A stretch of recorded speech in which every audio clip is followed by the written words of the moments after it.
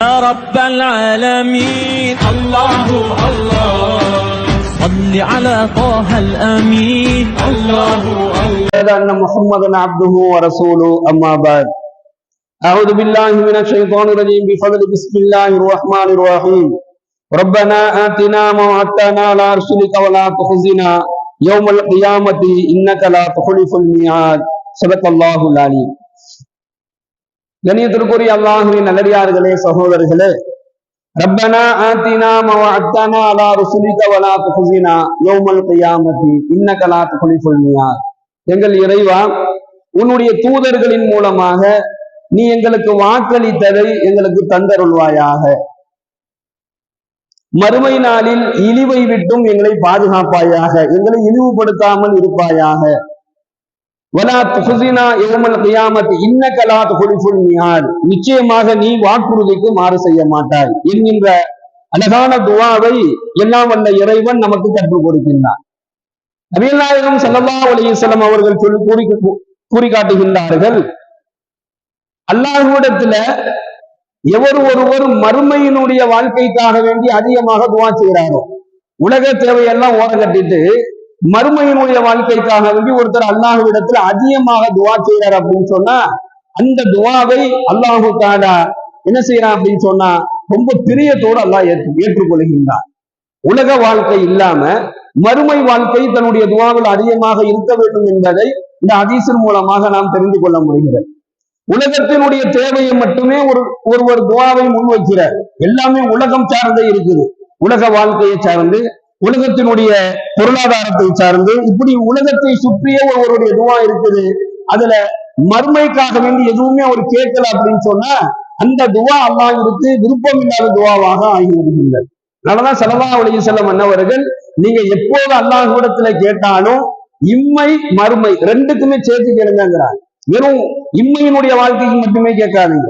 உலகத்துல எனக்கு பொருளாதாரம், பணம், காசு, நோய் நொடி இல்லாத வாழ்க்கை, ஆரோக்கியம், இப்படி எது வேண்டாலும் உலகத்தை நீங்கள் கேட்கும் பொழுது மறுமையை சேர்த்து கேளுங்கன்னு சொல்லி கொடுக்குறார். அதான் அல்லாஹ் தன்னுடைய திருமறையிலேயே ரப்பனா ஆத்தினா ஃபித் துன்யா ஹஸனத்தன் வ ஃபில் ஆখিরাতি ஹஸனத்தன், இம்மையினுடைய வாழ்க்கையை என்ன செய்யு எனக்கு அழகாக்கி வை, மறுமையினுடைய வாழ்க்கையும் எனக்கு அழகாக்கி வை என்பதாக சொல்லி கேட்குமாறு அல்லாஹ்வே கற்றுக் கொடுக்கிறான். அப்ப இம்மை மறுமை, அதுல குறிப்பாக மறுமை சம்பந்தப்பட்ட துஆவை, மறுமைக்கான துஆவை என்ன செய்யணும், அதிகமாக கேட்பதை அல்லாஹ் விரும்புகிறான் என்பதாக நபிகள் நாயகம் ஸல்லல்லாஹு அலைஹி வஸல்லம் அவர்கள் சொல்லி காண்பிக்கின்றார்கள். அல்லாஹ் சில நிலைகள்ல அடியார்களுடைய செயல்களை அல்லாஹ் விரும்பக்கூடியவனாக இருக்கிறான். தன்னுடைய அடியார்களுடைய சில செயல்களை அல்லாஹ் விரும்பக்கூடியவனாக இருக்கிறான். என்ன காரணம் அப்படின்னு சொன்னா, அல்லாஹ்விற்கு உண்டான குணங்களை, அல்லாஹ்விற்கு நிறைய குணங்கள் இருக்குது, அந்த குணங்களை அல்லாஹ் மனிதனுக்கும் கொடுக்குறான். அப்போ அந்த குணத்தோடு மனிதன் என்ன செய்யறான், சில குணங்களில் அவன் அழகானவனாக இருந்தால் அல்லாஹ் அதை விரும்புகின்றான். அதுல பெருமானார் ஸல்லல்லாஹு அலைஹி வஸல்லம் சொல்லுவது என்ன அப்படின்னு சொன்னா, நிதானம் என்று சொல்லக்கூடிய குணம் அது எந்த அடியானிடத்துல இருக்குதோ, நிதானம் என்று சொல்லக்கூடிய குணம் எந்த மனிதனிடத்தில் இருக்குதோ அவர் நிச்சயமாக உயர்ந்தவராக பார்க்கப்படுறார். அவரு நிதானத்தோடு ஒரு செயலை செய்யக்கூடியவர், நிதானத்தோடு ஒரு இடத்துல பேசக்கூடியவர், நிதானத்தோடு ஒரு காரியத்தை செய்து முடிப்பது. இந்த மூன்று நிலையிலேயுமே நமக்கு நிதானம் என்று ஒண்ணு இருந்துச்சு அப்படின்னு சொன்னா நிச்சயமாக நம்ம அதுல என்ன செய்வோம்னா அதுல நம்ம வெற்றி பெற்று விடுவோம் என்பதாக நபிகள் நாயகம் ஸல்லல்லாஹு அலைஹி வஸல்லம் அன்னவர்கள் சொல்லி காண்பிக்கின்றார்கள். அது அல்லாஹ்வுடைய குணமாகவும் இருக்கு.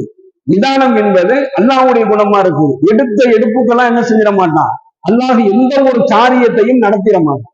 எடுத்த எடுப்புக்கெல்லாம் அல்லாஹ் எந்த விதமான ஒரு கோபத்தையும் என்ன செஞ்சிட மாட்டான், அல்லாஹ் காமிச்சிட மாட்டான். அல்லாஹ்விற்கு ரொம்ப நிதானம் அதிகம், ரொம்ப விட்டு விட்டு தான் கொண்டு போவான்.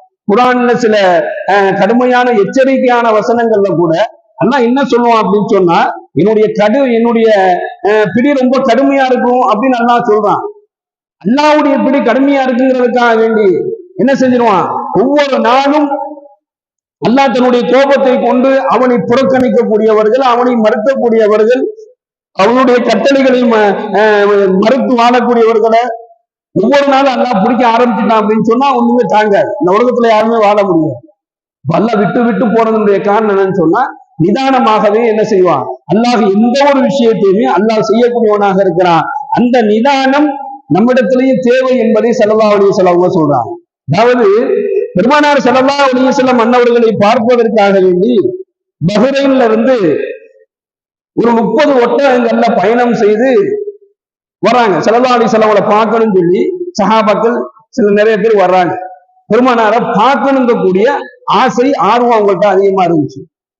அப்போ வந்த உடனேயே அந்த மதீனாவினுடைய எல்லையில அவங்களுடைய அந்த ஒட்டகங்கள் வந்த உடனேயே அந்த குதிரைகள் வந்த உடனேயே அந்த மதீனாவினுடைய எல்லையை தொட்ட உடனேயே அவங்களுக்கெல்லாம் பெரிய ஒரு சந்தோஷம்.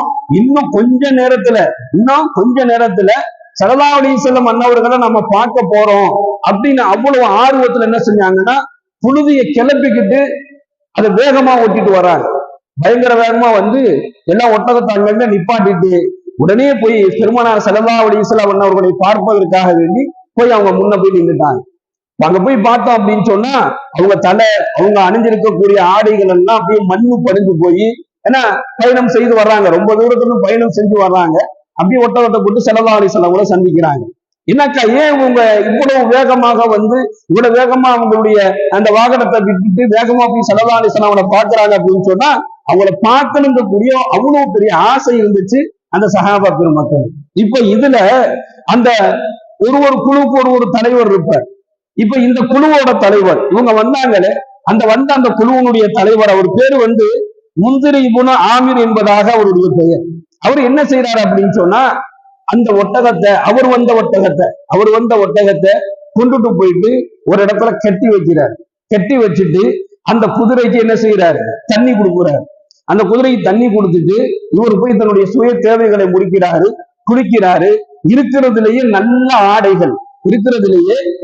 ஆடைகளை உடுத்தி நல்ல நீட்டா வந்து நிதானமா பெருமானார் ஸல்லல்லாஹு அலைஹி வஸல்லம் அன்னவர்களை வந்து சந்திக்கிறார்.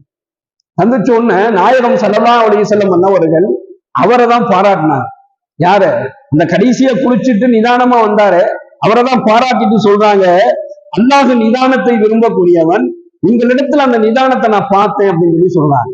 நீங்க வந்து இறங்கின உடனேயே உங்களுடைய அந்த குதிரைக்கு தேவையான தண்ணீரை வச்சுட்டு அதுக்கு பின்னாடி நீங்க உங்களை சுத்தப்படுத்திட்டு நீங்க இவ்வளவு நிதானமாக வர்றீங்களே, இந்த நிதானம் எனக்கு ரொம்ப பிடிச்சிருக்கு, இது அல்லாஹ்வுடைய குணம், இந்த குணம் என்னுடைய குணமாகவும் இருக்கும் என்பதா ஸல்லல்லாஹு அலைஹி வஸல்லம் சொல்றாங்க. அப்ப அவரு சொன்னாரு, அல்லாஹ்வுடைய தூதரே, உங்களை சந்திக்க வரும் பொழுது என்ன செய்யணும், நான் சுத்தமாகவும் சரியாகவும் வரணும்னு நினைச்சேன் அப்படின்னு சொல்லி சொன்னாரு. பெருமானார் ஸல்லல்லாஹு அலைஹி வஸல்லம் அன்னவர்கள் அவரை பார்த்து சொன்னாங்க, அல்லாஹ்வும் அல்லாஹ்வுடைய தூதரும் இந்த குணத்திற்காக வேண்டி உன்னைய விரும்புறாங்க என்பதாக பெருமானார் ஸல்லல்லாஹு அலைஹி வஸல்லம் சொல்றாங்க. அப்ப அல்லாஹ்விற்கு அப்ப ஸல்லல்லாஹு அலைஹி வஸல்லம் ஒரு 2 குணம் அல்லாஹ்வுக்கு பிடிக்கும் சொல்லிட்டு அதுல ஒண்ணு பொறுமையும் 2 நிதானமும். அந்த பொறுமையும் நிதானமும் எந்த ஒரு அடியானிடத்துல அவருடைய வாழ்க்கையில அவருடைய குணமாக அது மாறிடுச்சோ அல்லாஹ் என்ன செஞ்சிருவான், அவர் கேட்கக்கூடிய துவாக்களை எல்லாம் அல்லாஹ் ஏற்றுக்கொள்வான். துவா ஏற்றுக்கொள்ளப்படுவதற்கு கூட இந்த குணம் ஒரு மிகப்பெரிய ஒரு காரணமாக அமையும் என்பதை இந்த ஹதீஸின் வாயிலாக நாம் தெரிந்து கொள்கிறோம்.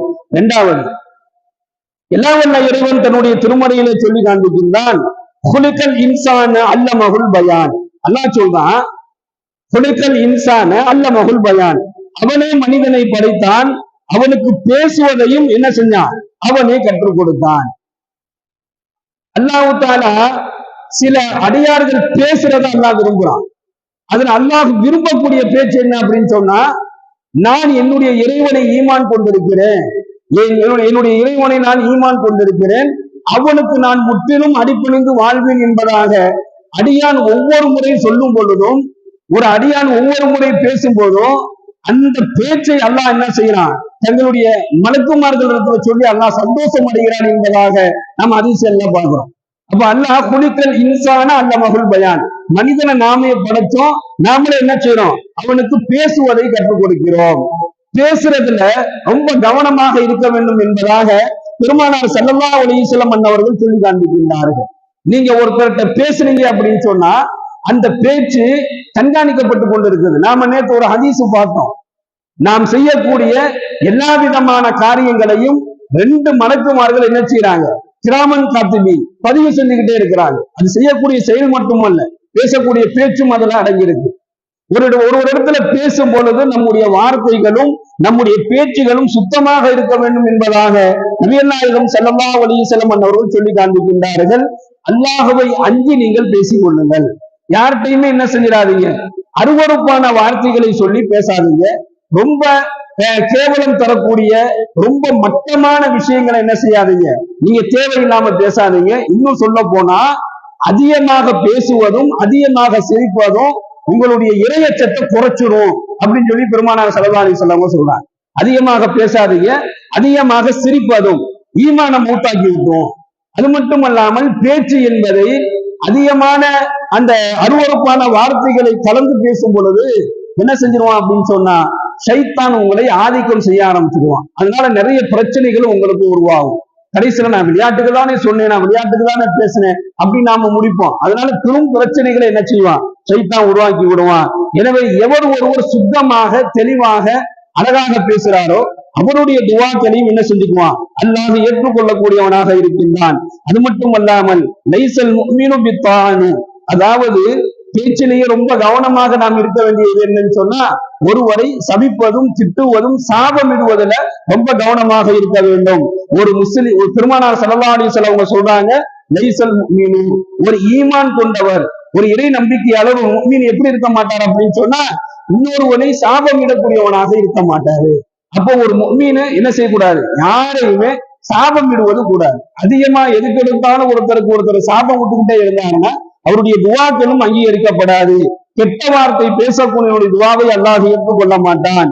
அது மட்டும் அல்லாமல் தான் செய்யக்கூடிய கெட்ட செயல்களை தன்னுடைய பேச்சின் வாயிலாக ஒருத்தர் வெளிப்படுத்தி அதை சொல்லி அதை சந்தோஷம் அடைந்தாலோ அல்லது அதை சொல்லி அவன் பெருமை அடைந்தாலோ அல்லது அதை சொல்லி மற்றவர்களையும் அந்த செயலை செய்வதற்கு அவன் அழைப்பு கொடுத்தாலோ அவனுடைய துவாவை என்ன செஞ்சுக்க மாட்டான், அல்லாஹ் ஏற்றுக்கொள்ள மாட்டான் என்பதாக நபிகள் நாயகம் ஸல்லல்லாஹு அலைஹி வஸல்லம் அவர்கள் சொல்லி காண்பிக்கின்றார்கள். இனிமிக்க அல்லாஹ்வின் நல்லடியார்களே, சகோதரர்களே, அல்லாஹ் கற்றுக் கொடுக்கக்கூடிய துவாவை நாம கேட்கிறோம். நாம கேட்கக்கூடிய துவாவை அல்லாஹ் ஏற்றுக்கொள்ள வேண்டும் என்று சொன்னால் நிதானமும் நம்முடைய பேச்சில் உண்மையும் நம்முடைய பேச்சில கண்ணியமான முறையில் நம்முடைய பேச்சு இருந்தா அவர்களுடைய அந்த அடியானுடைய துவாவை அல்லாஹ் ஏற்றுக்கொள்வான் என்பதாக இந்த ஹதீஸின் வாயிலாக நாம் பார்க்கின்றோம்.